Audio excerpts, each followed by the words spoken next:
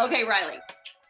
This is very interesting because I've known you for a couple of years, and hearing that you've been in pain, you've been having some illnesses, you haven't felt well. How did you figure out it's my implants? Well, I'm very hopeful that it's related to the implants, because for the last couple of years, I have felt way more lethargic, way more inflamed. Like I'm bloated all the time, and I could not eat. I could eat like spinach and kale and go on a healthy kick and do a detox, or I could eat cheeseburgers and food, and literally like I'm very, very bloated all the times, which is also caused by inflammation throughout my whole body, which I think is stemmed from the implants, which are now approaching 12 years old. So they're already past due from being, upgraded or removed. But it was like 2 years ago that I really started feeling this way. And then I also started noticing articles that my friend in Jacksonville was highlighting, because she was going through the same symptoms, only way worse. Like she suffered from Bell's palsy because of this. Like there's a list of these incredible poisonous toxins that are in these FDA approved implants that are not, they should not be, like, it's arsenic. It's literally, it says arsenic in these specific implants that I have in my body. And I can only imagine that that's a leading cause as to some of these symptoms that I'm feeling. I mean, I was trying to be like, okay, I'm 37, I'm getting older, I'm put on weight because for the last year I wasn't doing any, manual labor. And I don't eat healthy or exercise regularly all the time. So I was like trying to, like, in my head, again, I can argue the best with everybody, but I'm way better at arguing with myself.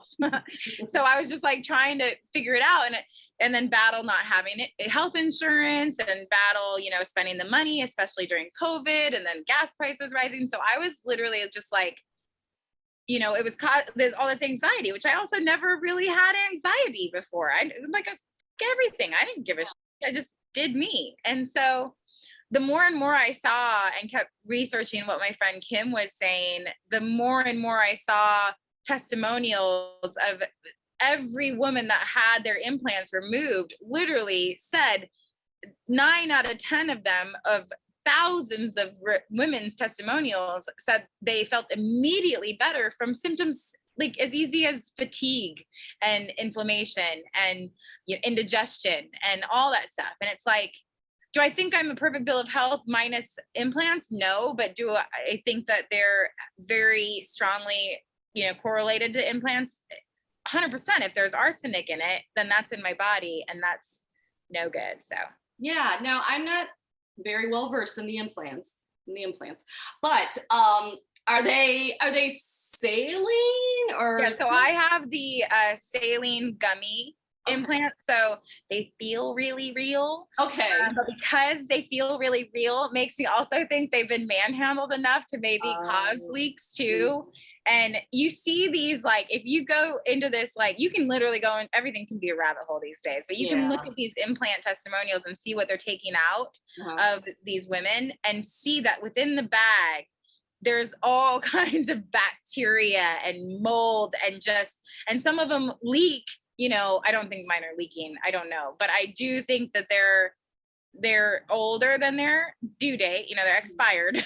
And, again, in about 2 years, and which 2 years is really when all these symptoms started happening within me very noticeably.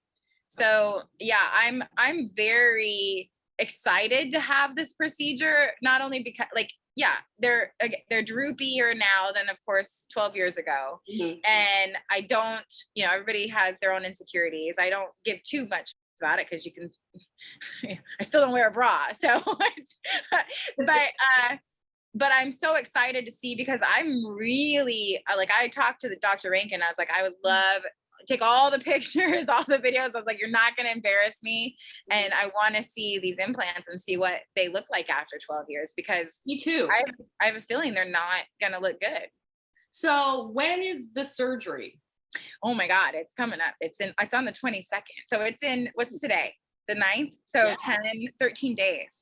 Oh, and so what do you, is there anything you have to do in preparation? I know you gave blood, they did blood work today. Yeah, that sucked. That Botox, that needle was bigger than the Botox needles. Baby. I was like expecting a little Botox prick, and I was like, oh no. Oh, a lot of balls.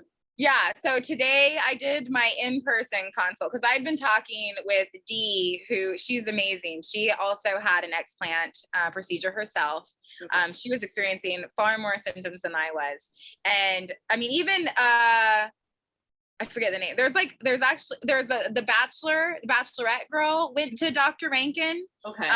And she was having these issues. Danica Fitzpatrick is having the same issues, only some of them worse. Like I said, my friend Kim had Bell's palsy, and I remember when this happened, she literally had these symptoms of Bell's palsy, and it was the minute they took her implants out, like her symptoms went away. Wow. And she had gastrointestinal issues. And I even said, like, I took that Everlywell test because I was like, something has to be going on with what I'm eating to cause me all this bloating and inflammation I'm feeling. And I get the test back, which those aren't cheap. So I'm assuming they're done well. Mm-hmm. And it says mild allergies, everything. Yeah. So what I hope is, I don't have any more inflammation from the implants, and my level of fatigue, alleviates, because I've been really upset at myself because I felt very lazy lately, and I don't know why. I thought maybe maybe it's because I hadn't worked in a year, but also like I want to work, so I'm always motivated, and so she, all of these symptoms in these women have almost just completely dissipated, and I'm very hopeful that happens. And also I'm gonna get a lift, so I'm gonna have smaller, perkier boobs, which is that's just vanity coming through. But that's great. Now I'm running out of time here. Sorry. Will you be able to circle back around with us afterwards and kind of describe what it was like? Because I think there's a little bit of fear of the surgery and what it's going to be like recovery. I'm a little nervous because I did just start this new job, although my employer's been very exceptional beyond anything.